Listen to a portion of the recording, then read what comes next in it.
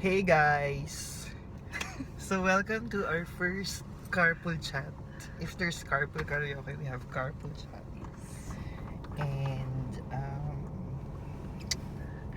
nag-isip, nag-iisip kami ng topic kung ano pwede pag-usapan. So, While waiting for our cams. yeah, we're waiting for our We need friend. to be productive. So our first topic would be how's 30 so far? The title of this episode. Because we're both in our 30s. Tama ba English ko? We're both in our 30s. And yeah, so Donna, ladies first. Ay, you first. Value. Ladies first, bilis. I think mas madami ka experiences. Looking back. In what area? In what area? Personal, career-wise, Hmm. marami pang gustong gawin. Yeah. Mm. Yeah, oo. Late bloomer.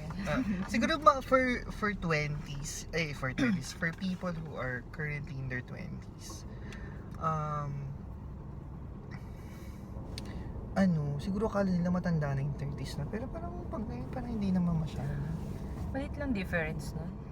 Ang mahirap, ito, pag single ka ng 30s.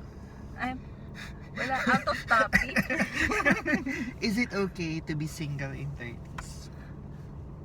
As for me, yes, bakit naman hindi? Ano ba masama doon? If you're still Looking for that. waiting for that perfect person, hindi naman tayo nagmamadali.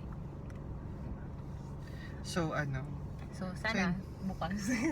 in terms of in terms of relationship and career, I think hindi pa to yung fully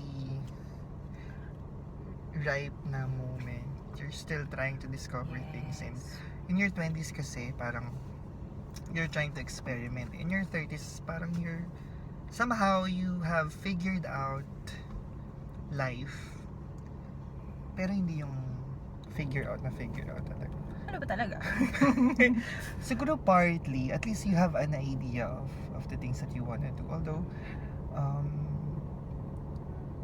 some kasi are afraid to still commit mistakes in their 30s. Kasi parang feeling nila late nila when in fact, It's okay. it's It's really okay.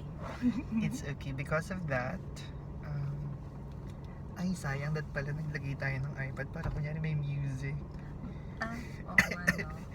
So yun, so for those people who are approaching 30s or in their 20s, don't be afraid. There's still hope. No naman, it's still not too late to figure out the things that you wanna do. You can still explore. And in relationship, in terms of relationship, Go lang. Don't be choosy. you don't have, ano ba yung pinanood natin? You don't have, ano ba yun? You don't have the right to be choosy in your 30s. So I don't know if that statement works for everyone. Kasi syempre, iba parang tagal ko nag-anta, yung 30s na ako. Ikaw daw na. Ano? Dadating din yun. Wala nasabi. Don't be choosy nga. Sige. So yan, #30s. That's our first segment.